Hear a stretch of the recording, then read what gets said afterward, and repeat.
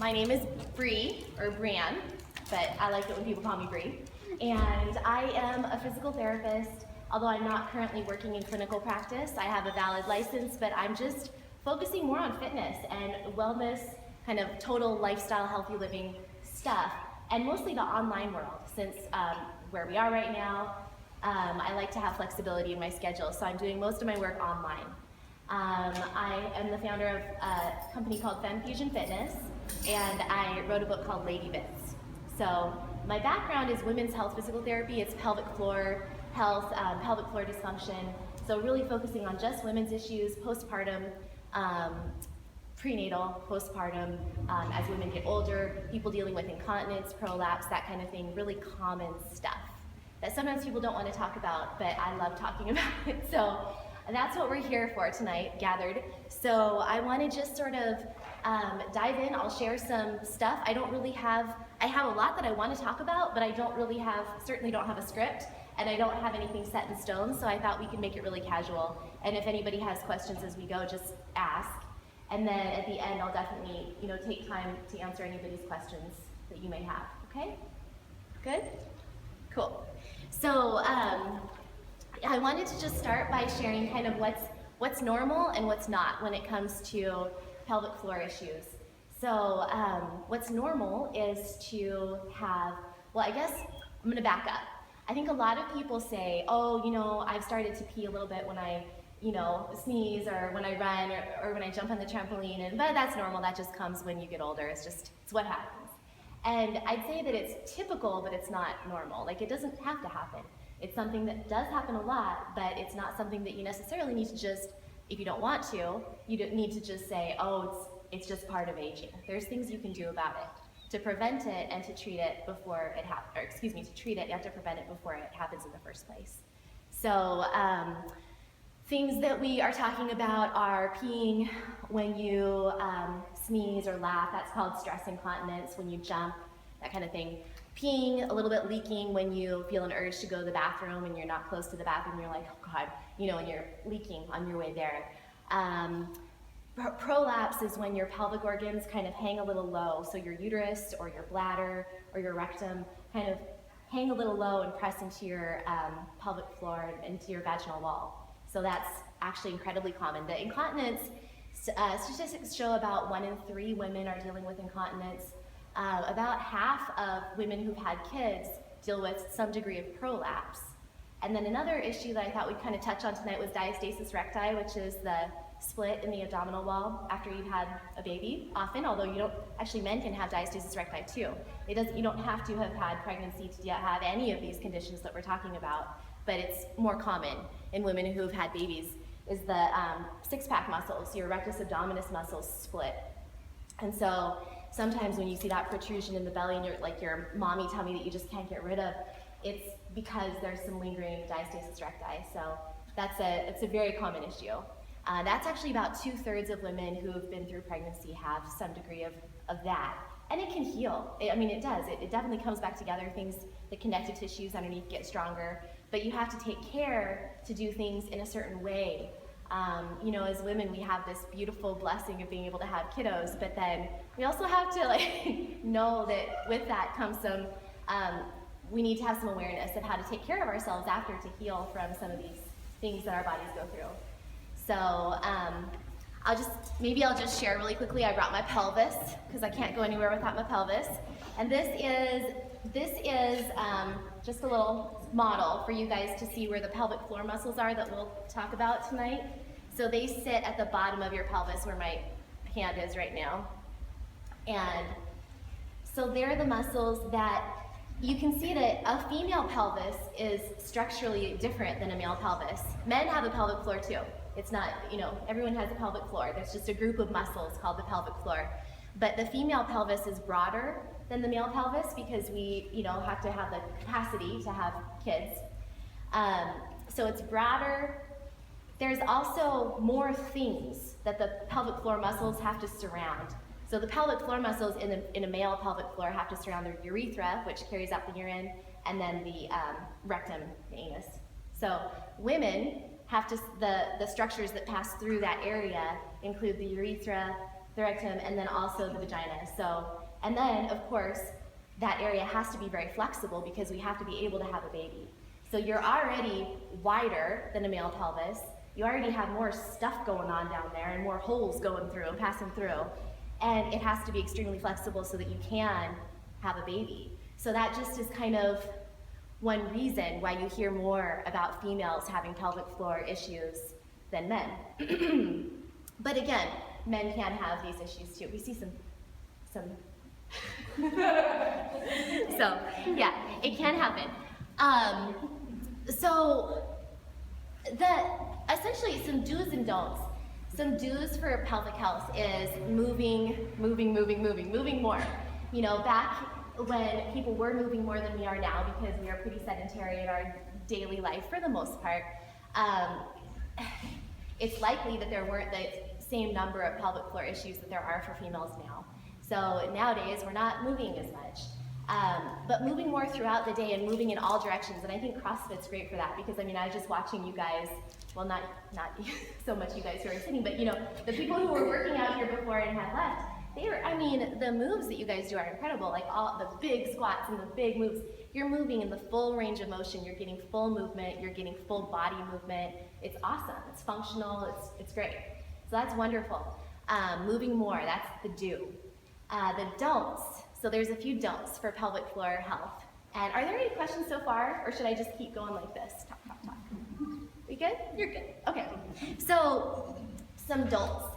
Some don'ts, because what you want to do is you want to make sure that your pelvic floor muscles are strong and responsive and supple, but yet can also relax. So you want to be able to know how to do a Kegel. It's a good thing to know how to do is a Kegel, so pelvic floor muscle contraction. So I heard some conversation earlier, some people say Kegel, some people say Kegel. Kegel is what I was taught, and I go with that. But you know what, if you want to say Kegel, that's fine too.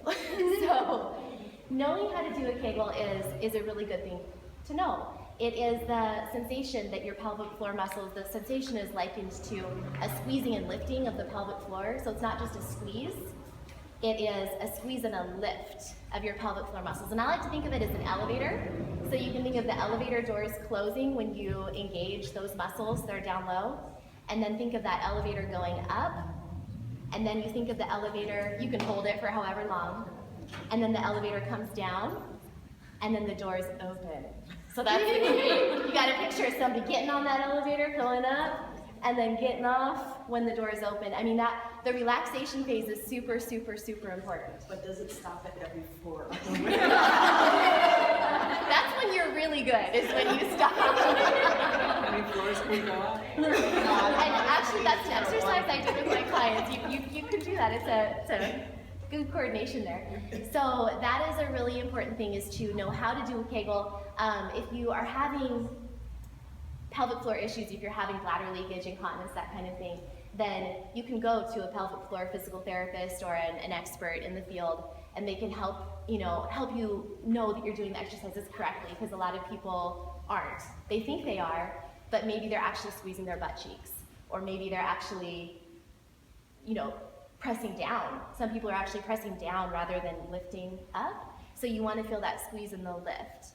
And so if you feel like, oh my God, I'm trying Kegels all the time and I'm not seeing results, then it could be a couple of things. Either you're doing them incorrectly, or that your pelvic floor muscles are actually overly active, and doing more Kegels are actually counterproductive, because they're making everything just so tight and tense that they can't do any good anyway, because they can't contract, they can't relax, so they can't contract further. It's kind of like a vicious cycle. Somebody in here was mentioning the term Hulk vagina, which I thought was pretty funny. I thought that was great. So the Hulk vagina is one that just is so strong, like it's so tense. It's not that she needs to do extra Kegels. She actually needs to learn how to relax those muscles before she can learn how to activate them correctly. Because it's, again, when I would treat people with Hulk vaginas, Literally. Trademark that. Yeah, I'm gonna copyright. I'll attribute it to you. But you had to learn how to release the muscles before you could work on unactivating. So I guess that's kind of a do, is know how to do Kegels, but it's also kind of a don't. Don't overdo it, and just know your body. And if you are confused and you're like, I don't know what's going on, then you can go to, again, you can seek help. There is a women's health physical therapist in the area that I can give a name to for anyone who's interested. I have not worked with her myself, but anyway, I have a name. So you can search around, and there are those people out there. That's what I did when I was working in the clinic. So a don't is when you're peeing on the toilet, don't hover over the toilet. So you sit your bottom all the way down and you go. And if you need to line the toilet, do that for, if you feel that that's cleaner, go ahead, but sit down, because you want those muscles that surround the urethra, the pelvic floor muscles, and your butt muscles and everything, just to release and relax so that everything can flow out. Now, if you are hovering above the toilet, do you guys know what I mean by, yeah. And I know, sometimes I've been to Cora,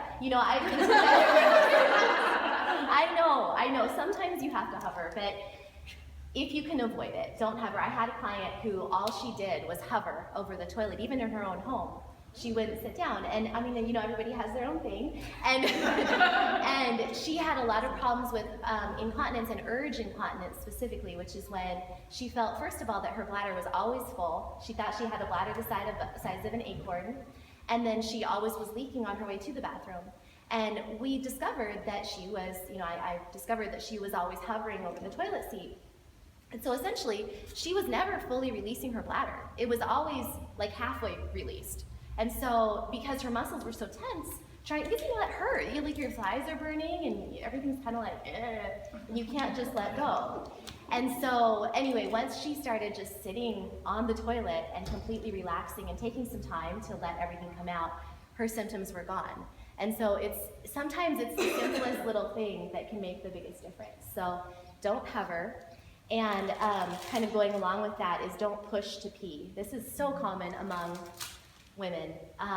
We all often, many of us here probably have kids and demands on our time, and maybe we're nurses or, working as teachers. I know nurses and teachers just happen to be two jobs that I saw a lot of, that were like, I never have time to pee. And so when they would have time to pee, they'd rush to the bathroom, they'd push to get it all out, and they'd rush back to resume their job. And every time you push to pee, which also goes with having a bowel movement too. If you're constantly constipated and having to strain a lot to have a bowel movement, every time you push and really put that strain on that area, you kind of get that bearing down thing going. When it's putting pressure on the pelvic floor muscles. And so every time you do that, it's putting pressure on the pelvic floor, kind of weakening that area, and also pushing down on the pelvic organs. So that in itself can contribute to prolapse. And so if you already have ligaments on the inside that are a little bit lax, because maybe you've had a couple of kids and your ligaments on the inside holding your pelvic organs in place are a little lax, and then put on top of that, you're pushing every time you urinate and have a bowel movement, and your pelvic floor muscles are a little bit weak, that's just a recipe for prolapse.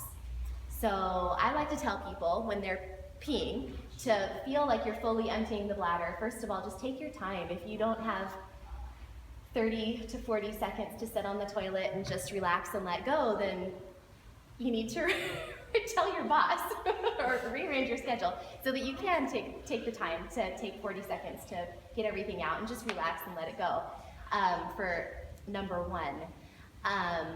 For bowel movements, just try to do what you need to do. Maybe look into your diet, drink more fluids, that kind of thing, to make sure that you're not having to strain to have a bowel movement. And the other thing to fully empty your bladder is you can actually, when you're sitting, just pretend I'm sitting on the toilet right now, you can actually rock your pelvis gently back and forth like this, just kind of rocking your pelvis forward and back. When you're sitting on the toilet, just go rock and rock. It's really weird to think about, I know, but it actually helps kind of shuffle, kind of siphon out all the fluid in your bladder. It just kind of helps get everything out of every nook and cranny and let the bladder be fully empty. Because really, I mean, when you go, you might as well go all the way, because you don't want to, again, have that problem with feeling like your bladder is never empty and potentially having some incontinence issues associated. So Don't push to pee, don't hover. I think the other main things actually have to do with, specifically I think really related to athletes in CrossFit and daily activities like lifting anything. But I know you guys do a lot of lifting here, right? Yeah? Okay. So any athlete, anybody who works out, anybody who lifts weights, anybody who lifts anything, even a pencil off the floor, so that's everybody, needs to know a few basics. And one, it's things that you probably already know. So if this is old news, I apologize, but it's just good to go over again. And that is the key to exhale on exertion. So you want to be sure that when you're lifting something, you are exhaling as you bring it up. So the reason that is helpful is because when you exhale, it actually activates the deep abdominals, and the deep abdominals and the pelvic floor are intrinsically, they're connected. There's overflow of the nerves, so there's connections there. So when one activates, the other activates. There's another reason. When you exhale, the diaphragm comes up, the breathing diaphragm comes up. So then there's less downward pressure on the pelvic floor.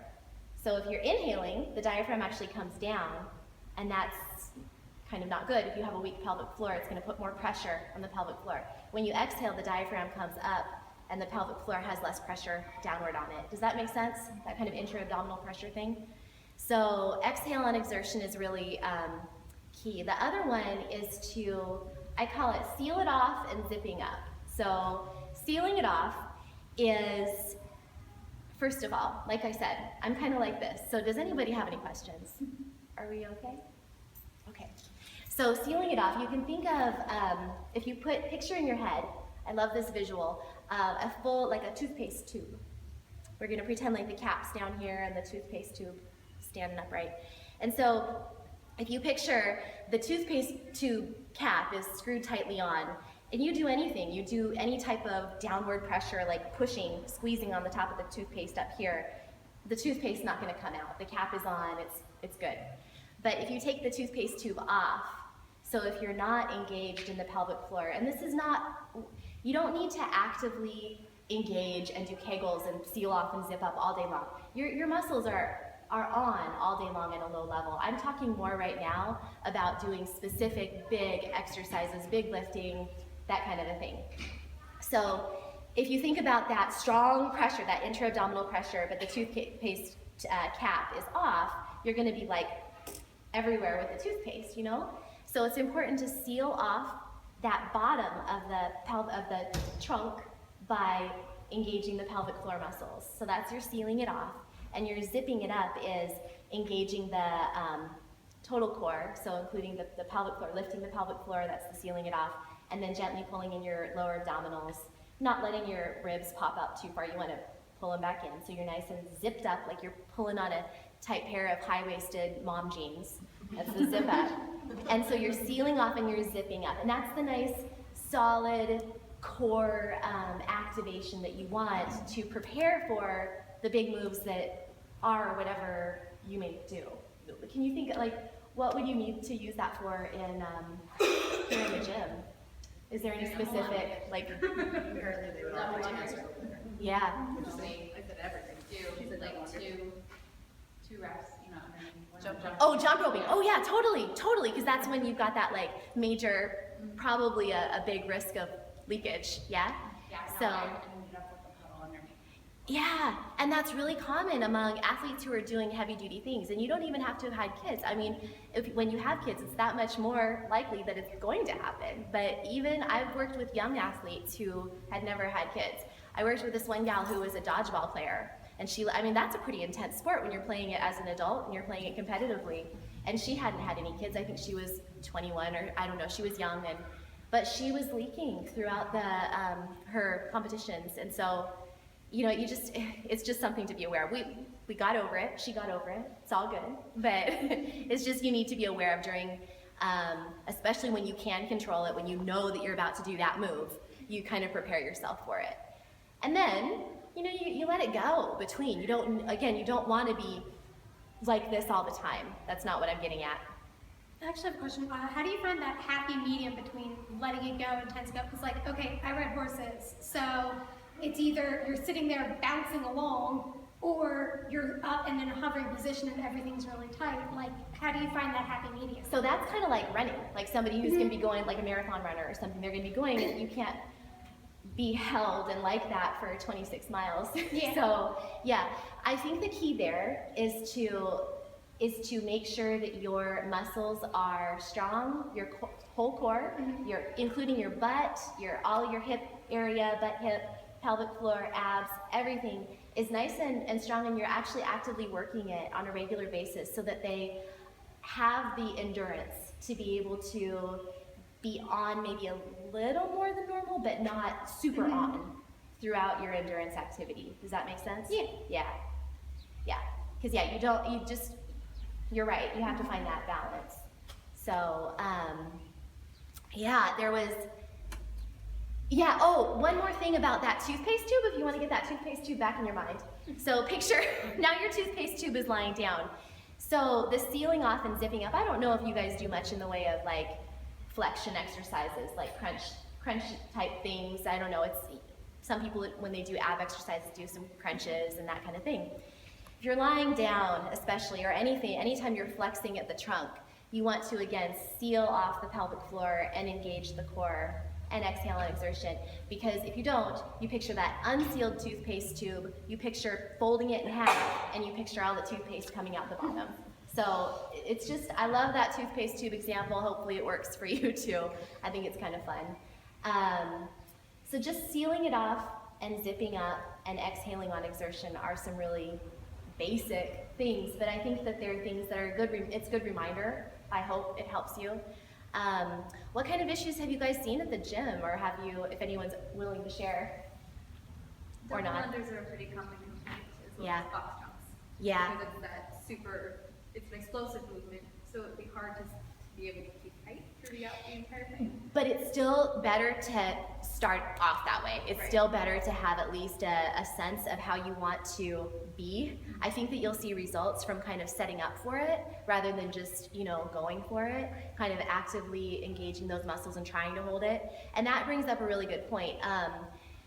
When you're going hard and you're going all out, and especially with running, I have a friend who actually recently wrote to me, and she runs for fun, like she jogs with her baby all the time and there's no problems. But she did a timed mile where she was really pushing herself. And she said she was just like, she's like the constant subtle drip of pee, like it was just constant, and she doesn't normally have that problem. So, when you are doing things that are more intense, your blood is not, and your brain and your everything is not really as much focused here. It's more focused on your legs, your heart. I mean, like you are fatigued, your muscles are tired, and you're having to focus your energy on so many other areas that it can be a lot harder. So I'm not trying to minimize, it's true. Like it's definitely something to consider. But the more you, again, kind of like what I was saying over here, the more you actively engage these muscles and understand what's going on, and maybe do 10 Kegels every day, or try to do some more specific focused core work when you're not doing the intense workouts, it will help carry over into that. Yeah. My other favorite core move is hip circles. So those who knew me probably knew I might bring that up. That is just a fun one. It's nice. It's a nice stretch and a gentle strengthener. It's not an intensive strengthener, but it's a nice way to really get all the muscles in the core moving. So you're just moving your hips in a circle. Yes, bring it around town, SpongeBob. Yes, I know. But you're just moving the pelvis and keeping the upper part really still. So I love this move, and you guys can play with that at home. I like to do it every morning when I wake up. It can help loosen up my back, because I wake up pretty stiff. I mean, I think probably many of you can relate to that. I don't know. I wake up and my back is just, ugh. And so I do my hip circles and a nice little frog stretch here, which is just so nice for the back. And it really is great for butt strengthening, because you've got to have a strong butt when you're working your pelvic floor. It's important to balance. You can't just do Kegels and be like, oh, that's going to cure me. It's not. You need to, it's part of the total package. And the butt helps to kind of, it's just a nice balance to be specifically sure that you're really working the glutes along with the pelvic floor. But again, I think that here, I think you guys do a lot with butt. So it's good. Yeah. Keeping like tampons in place. Yeah. Well, if that's kind of a problem, that there's some, it's a problem to keep them in place. Or in the bathroom, especially. Yeah. Well, it could be some people who have prolapse have a hard time keeping them in place. So it could be that there's some problems there with, again, pelvic organ prolapse. The organ's hanging a little low, and it can be kind of pushing the tampon out of place. So when you are going to the bathroom, you do want to relax everything and release. So I would say if that's happening, just change the tampon, yeah.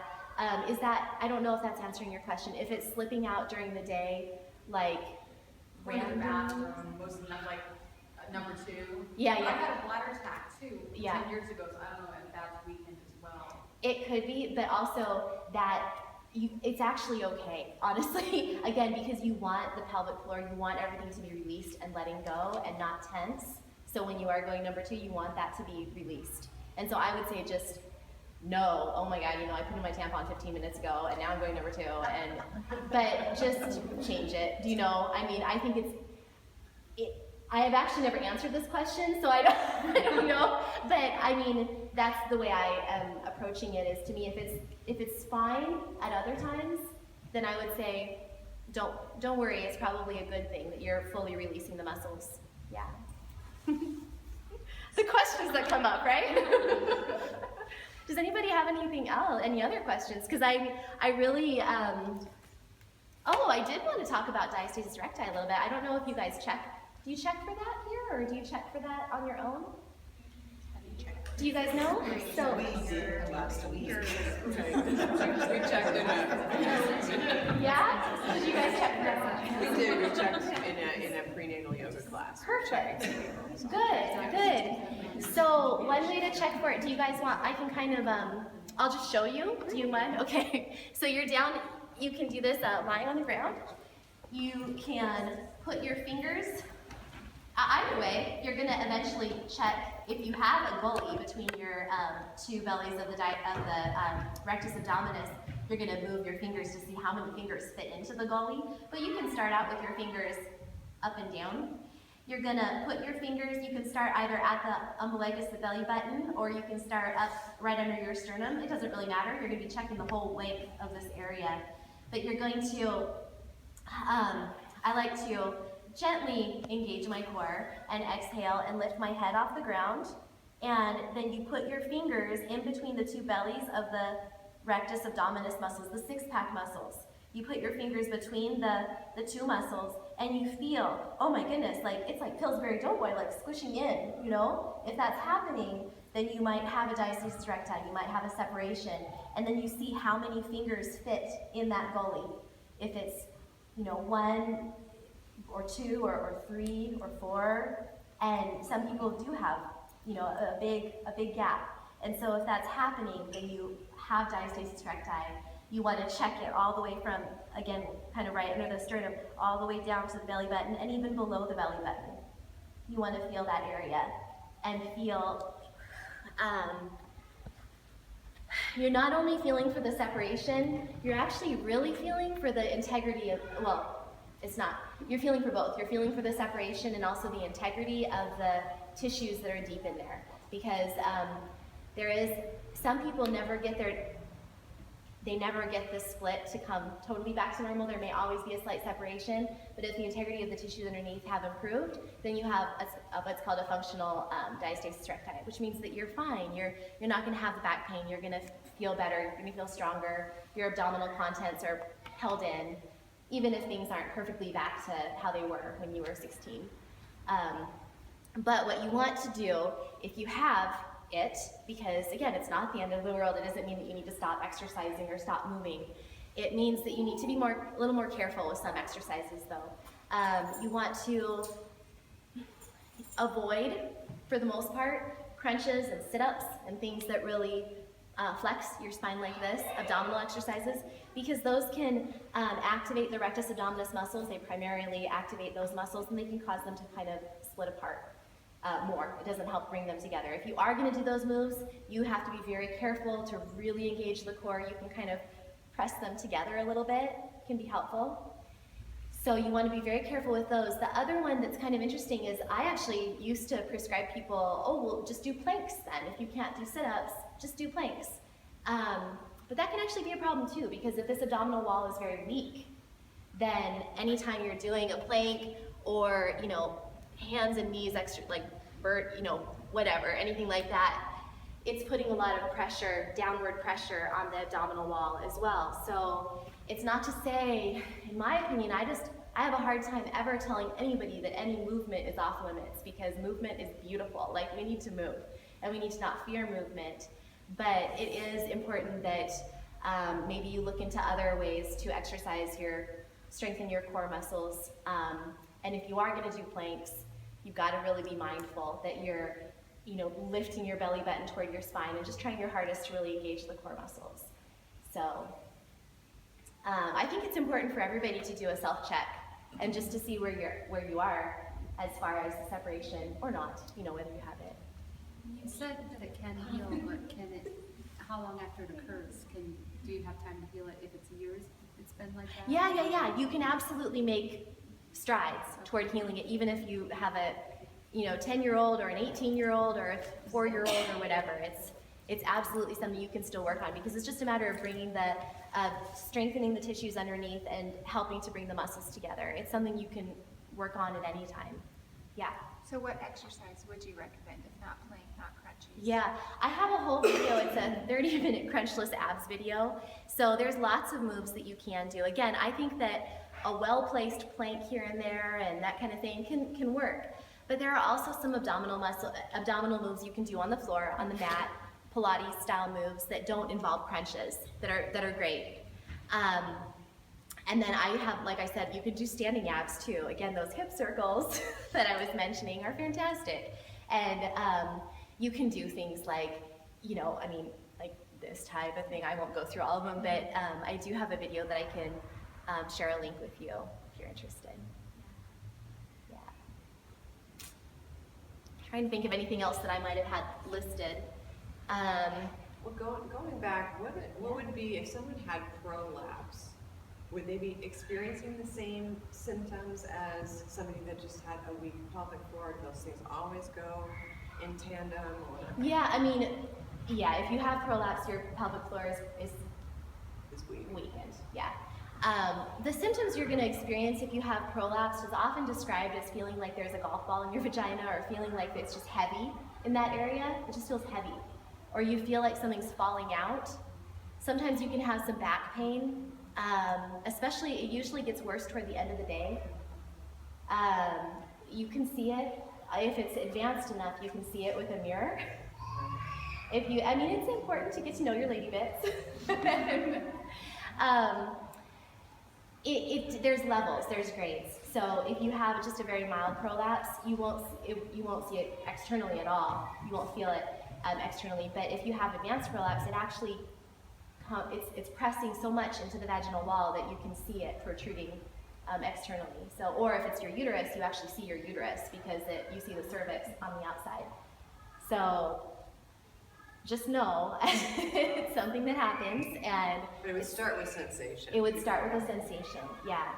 And maybe when you're laughing or when you are running, you kind of feel like something down there, you know? Or you're laughing and you kind of feel like a bulging sensation. To follow up on that, if someone Yeah. has a mesh put in, to Uh-huh. have the same exercises, just the standing core? Yeah, you When can you do do that. the same- Sure, yeah. I mean, you can do you mean a mesh for prolapse repair? Yeah, you can do it. You can do anything. That's not going to restrict you as much as a diastasis recti. You can do pelvic floor Kegels with the full relaxation. You can do the abdominal work. Yeah, really no restrictions there. Yeah. Well, you were saying about, like, you know, what's normal and what's not, do's and don'ts kind of thing. What about when it comes to pelvic pain? Oh yes, great question.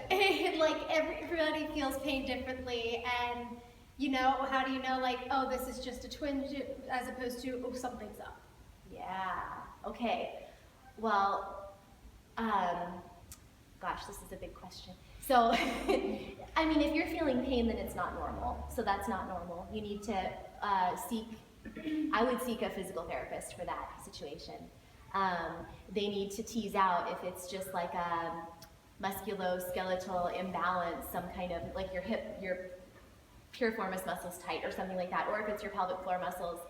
There are things that you can do that help to release the pelvic floor. You can have your physical therapist do some manual therapy techniques, do some relaxation, just almost like stress reduction relaxation techniques can even be helpful. And then you need to know what's safe and what's not for you as far as exercises, because you can aggravate that for sure.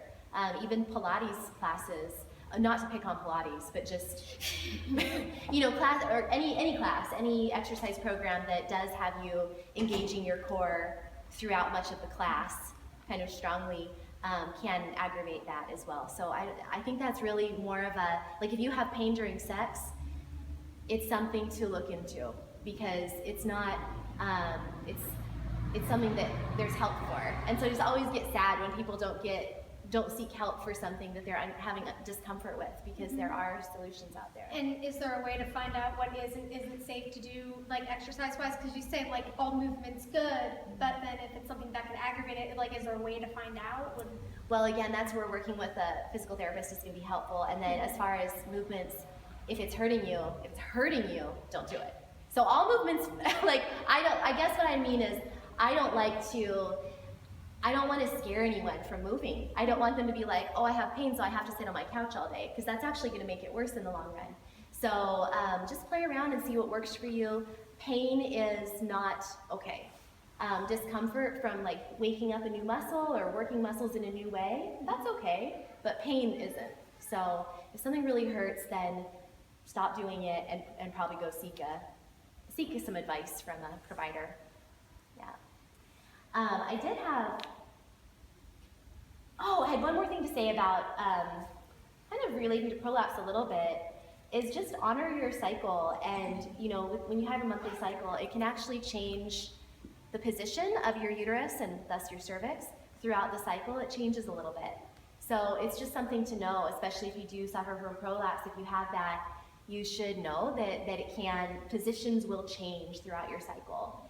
And also, just as women, I mean, we have this monthly cycle that actually changes physiologically our body, our hormones, our energy level, all of it. And I think that sometimes we can get so good at pushing through with work and with duties and with exercise and with all of it, and we just need to understand that if you're feeling really low, your energy, if you're feeling really tired and you're about to have your period, don't push it that day, you know? I mean, just honor it. So that's my little soapbox. And it's something I have to tell myself all the time, because I'm kind of a pusher when it comes to my own exercise program and everything in life. I like to kind of go, go, go. And so I'm really speaking to myself right now, but maybe one of you guys can relate. I don't know. So I come from a Chinese medicine background and a little bit of Taoist medicine background. Curious of your ideas about the eggs, the jade eggs? Oh yes, yeah. Yes, I know about the jade eggs. I have a jade egg. I think that they can be good for the right people. I think that if you it can be wrong if you're already tense. If you already have a Hulk vagina, the last thing you need is a jade egg. Right. And I think there was actually a comic book that had that plot line.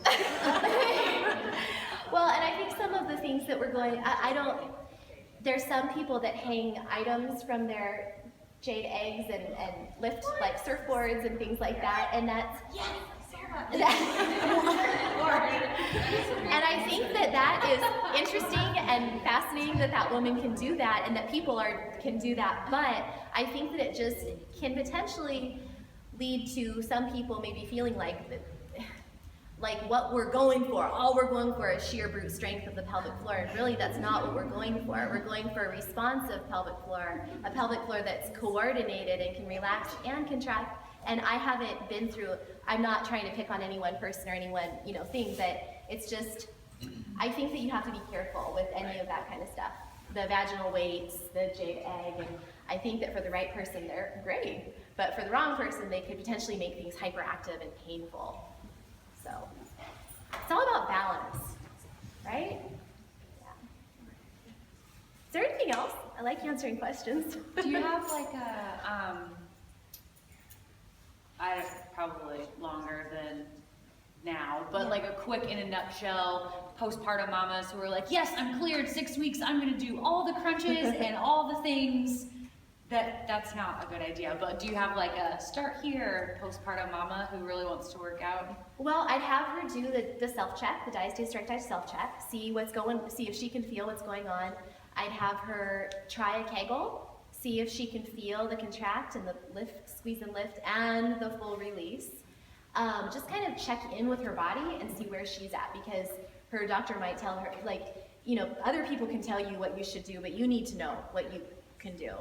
And then I don't know, there's really no limit. The sky's the limit. If you're fine in the abdominal area, and if you're feeling everything in the pelvic floor, it can take a long time to get the sensation back down there and to get that coordination back down there. So she probably is going to need to focus in a little bit more on kind of isolating those muscles a little bit for a while. Walking is always great. Hip circles are always great. Yeah, it's kind of individual for everybody. I know I started running 3 weeks after I had my baby, which was not okay at all, not even close to okay for my body. I actually developed a mild prolapse from doing that. So you just have to be careful. It can be hard working with people who are very active and athletic and want to get back into their sport, but they need to just think about it and be aware that it can cause complications. Yeah. Is there a way to prevent your abs from separating, like, or is it just how big you get? You know? I think it's just how big you get. Okay. Yeah. Honestly, I don't know. Like having a six-pack before. Yeah. No. I mean, it just happens in some people, and you can, you know, keep everything strong and flexible beforehand. The healthier you are going into pregnancy, the healthier you are going into surgery, you know, the better you are off. And the more active you stay during pregnancy and throughout pregnancy, the better off you are. But unfortunately, it's just kind of one of those things, like, kind of like cellulite. Sometimes you just have it, you know? Sometimes it just happens. Yeah. Yeah. How about recovery from cesarean, as far as rebuilding pelvic floor when you have kind of a disconnect with everything? Pelvic floor or abs or both? Yeah. That's one that just takes a lot of tuning in, a lot of focused. Again, I'm sorry I keep going back to hip circles, but like, but just tuning into that area. One of the best moves that you can get started with when you've had a cesarean, or I mean, after a vaginal delivery too, is a pelvic rock, where you're just on your back and you're just arching your low back, and then you're pressing it into the floor, and you're breathing out and pulling your tummy in as you lift. So you're kind of doing a Kegel and pulling your belly in and breathing out at the same time, and then you're letting your low back arch and letting your belly expand and breathing in, and then exhaling, and then pulling the pelvic floor in and pulling the belly in. I hope that that's making sense, but just coordinating the breath with the deep core muscles can be a really good place to start. So when you inhale, everything expands, your belly expands, your pelvic floor kind of releases, and when you exhale, the pelvic floor lifts and the belly pulls in and the air comes out. So it's kind of opposite of what you might think, but when you inhale, it's expansion. When you exhale, it's pulling in and up. And so that's a really good starter exercise for anybody, just to kind of get that disconnect, and then to not feel frustrated when there is a disconnect, because there will be. I mean, I remember I didn't have a C-section, but after a vaginal delivery, it was like, what's going on? Like, I can't feel anything. Like, what is this? But it comes back, so. I think everybody should do some hip circles. Does anybody else have any questions? Yeah. Yeah. What's your standpoint on standing and peeing, like in the shower? 'Cause Oh! we've had multiple people say the doctors say don't do it. It was meant to be on my list. Don't pee in the shower. Wait, that's a thing? Now, does that apply equally to male and females as well? Yeah, now, thank you so much. Don't pee in the shower. Don't pee in the shower. That's for women only, right? Yeah. Go ahead and pee in the shower, you're fine. No, for women, sometimes you want to save time and you just go in the shower.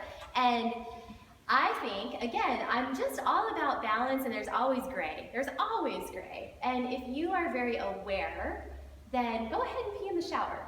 But you have to be aware that what's happening is, this is actually a thing, that if you pee in the shower regularly, then it's like, you guys know Pavlov's dogs, like yeah. So every time, it can get to this point where every time you feel water on your body or hear water or running water, you're like, oh, I gotta pee. And so you need to really be aware of like, okay, I'm standing in the shower, okay, I'm going to release my muscles and I'm gonna let it go. And now I'm gonna be, you have to do it consciously if you're gonna pee in the shower. Because if you just start peeing in the shower, very soon, it's gonna become a habit. And every time you step in the shower, you have to pee. And you do. And you just go, and you don't think about it. And then pretty soon, you're walking by and someone has water on, and you're like, oh my God, what's happening? And so this is actually, like I said, this is a thing that many women develop. I don't know why. The warm water and the sound of it and the sensation, it just gets in your brain. And so... It starts raining. Yeah. On your legs. Yeah. Oh, and actually this reminds me of kind of why I do my Kegels is, again, not for developing Hulk vagina, not just for sheer brute strength, not so I can lift surfboards and items from my vagina, but because it's important to be able to activate those muscles when you really, really need them. So again, they're always lightly activated, but when you extra need them, so when you're lifting that heavy thing, when you're doing your heavy thing at CrossFit, when you are gonna sneeze and you feel that sneeze coming on, do your Kegel and hold it, and then sneeze, and then let it go. It's squeeze before you sneeze. Squeeze before you blow your nose. Squeeze before you cough, if you can feel like a big cough, like one of those hacking, racking coughs coming on. Do your Kegel and hold it. There you go. Hopefully you did your Kegel. So, yeah. You don't have to answer that. So, but if you can be able to do that, that's important. And then the other one is, I found especially, I go through phases where sometimes I just have to, I feel more like my bladder is weaker than other, it's not that my bladder is weak, but I feel like I have more problems with, oh my gosh, I really need to pee right now, than others. And I think it has to do with my cycle.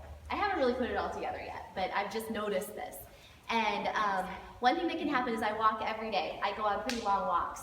And sometimes you're 2 miles, 3 miles away from your house or a bathroom, and you've really got to pee. Or you're in the car, and you've really got to go to the bathroom. And so one thing that you can do, a little magic trick, is to do three strong Kegels. Squeeze, release, squeeze, release, squeeze, release. And it'll just go away. The sensation will just disappear. And it won't go away forever, but it just kind of takes the edge off a little bit, and it helps so that you can, make it to the bathroom, and make it to the rest stop if you're in a car, make it home if you're on a walk. And you might have to do it a couple, 3 or 4 or 5 times, that little magic trick, the squeeze, release, but it sends a message to your bladder muscles. Hey, chill out, we got this, just stop being sensitive and kind of contracting and wanting to release the urine. It sends a little inhibitory message so that it actually makes the sensation go away for a little while. So, Does that work with kids? with your kids, yeah. I don't work with pediatrics, so I don't know. But I've actually known that it's pretty common for little girls to have a lot of frequency issues and especially, I don't know, it seems like little girls have more common issues. Okay, yeah. Hey, you could try it. So you don't suggest just squatting in the woods and going? Oh, no, go for it. I do suggest that, yeah. And actually, squatting is great. It's a great natural way to eliminate. So that's not considered hovering? The Korean toilet. No, that's great. That squatting is wonderful. It's this that we don't want to do. But yeah, I've heard that. Yeah. Actually, most people want squats. Yeah, it's true. And you can get the squatty potty too, the toilet that you elevate your. Shark Tank. Yeah, the squatty potty is great.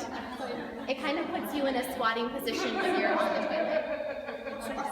Can you go back to that question about standing and pain? So separate from peeing in the shower. Yeah. Is it better to sit with your body shaped like that on the toilet, or to stand when you pee? Like what's healthier? Oh, What was the question? as far as position, Is it healthier and healthy to stand when you pee, aside from the shower issue? Yeah. Mainly I've heard and learned about squatting, like deep squatting, all the way squatting, versus sitting on the toilet. And squatting is a great way to pee. And go number 2, because you're not hovering above, you're not tense. If you're comfortable in that position, then it's actually very relaxing and opening for the pelvic floor. Standing, I have to say I don't know. I haven't seen any research that has talked about like females standing up. I just know that it's a messy way. It's a messy way to go because anatomically the way we are and the way things, it can be kind of messy. So I think squatting is a great way to go. If you're out in the woods or something like that, I would squat. Yeah. We've covered all sorts of fun today, haven't we? We so did. We're at the first break. Yeah. Have you, in your work, found that because people, smartphones and iPhones, and women possibly are spending more time sitting on the toilet reading their phones? Before it's like reading books, but I've always heard, my mom would always say, don't read in the bathroom because you'll sit there too long, and that can encourage a prolapse. And also hemorrhoids too, because if you're just sitting in that position. Yeah, I've heard that, and I would imagine that, I know that can be a problem. Yeah. I think it's good to take your time, but maybe not take too long. Again, it's that balance. What about, you mentioned holding off number 1, what about number 2? These are toxins that release back in the body? Yeah. When you have to go on both if you can make it to the bathroom, try not to hold either one of them in. You don't want to, for number 1, again, you don't want to encourage frequency by going just as soon as you feel like your bladder is at all, even the slightest bit full, running to the bathroom all the time, because that can encourage frequency, urinary frequency, and that can be a problem too.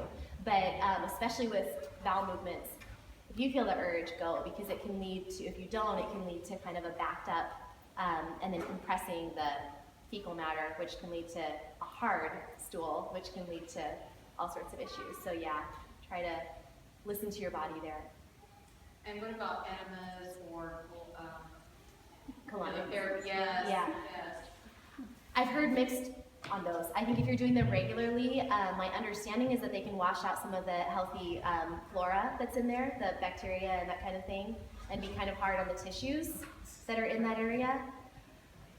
But I think that now and then if you need it, you need it, So I think that that's something that you want to talk to your doctor about. If you're doing it regularly, it might be hard on you. Yeah. There's the high pressure ones in a clinic setting and there's home. Yeah. And the high pressure ones need to be done under supervision. They're super uncomfortable too. But they can get rid of everything, so yeah. We didn't know there were so many different enemas. Oh, there's all sorts of enemas. Yeah. I heard that the German toilets that have the shelf in them, you're supposed to check. Have you heard that? Or? I don't understand That's why. right, but that goes from long ago, and they were built that way. Why?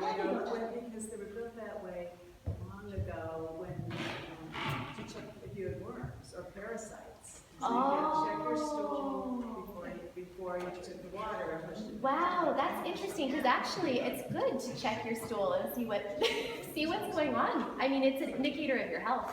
And so if stools are loose all the time, or if they're really compacted all the time, it's good to know. And so maybe, That's what they did. yeah, But the more modern toilets, aren't like that. it just goes right into the water and you can see it. Yeah. Yeah, but the flushers on the old ones are awful. Yeah. Everybody do a hip circle. Stand up and do a hip circle. Here. Just circle your hips around. It feels really good. You just gotta bring your pelvis, scoop your pubic bone forward, and then out to the side, and then back, and then out to the side, and then scoop it forward, and out to the side, and back, and then swivel it around. Doesn't it feel good? Feels good in there, right? It's like a hula hoop. Yeah, it's like hula hoop. It's hula hoop. Yeah. And then go the other way. You gotta be equal. You gotta do both sides. Yeah. And it's so good for your back. If you have back pain or sciatica, it can really be helpful. It's helped a lot of my clients. Hip circles. Yeah, Peg was saying that you got somebody's husband to do this while he's brushing Yeah! his teeth. I have men too. It's wonderful. It's just ideas. Just move more and move in all directions. Good. Yeah. Well, thank you guys. I don't know if was there anything else. I'm happy to answer anything else. No. Okay. Well, if anybody wants to get a hold of me, I have my business card here. And real quick. This is a good book for anybody who has. Katie Bowman is a great biomechanical person. And this is a great book to learn about. Your feet are the base of everything, of course, and so your feet are very important. Keep taking care of your feet, and this has great information about posture, which is so imperative for your whole core health and back everything. And then this, if you have pelvic pain, this is a good book, Heal Pelvic Pain by Amy Stein. And then this is an excellent book that I can recommend. This is mine. It's called Lady Bits by Brianne Grogan. So I actually have my book. If anybody would like to buy a copy, you can buy one from me. And I have my business cards here. And again, I do all of my work online right now. I have some e-courses that I'm about to launch. I have one that's all about hip circles and multiplanar movement, not just hip circles. And a nutritional one as well. So anyway, you can talk to me after about that. But it's femfusionfitness.com. So thanks guys.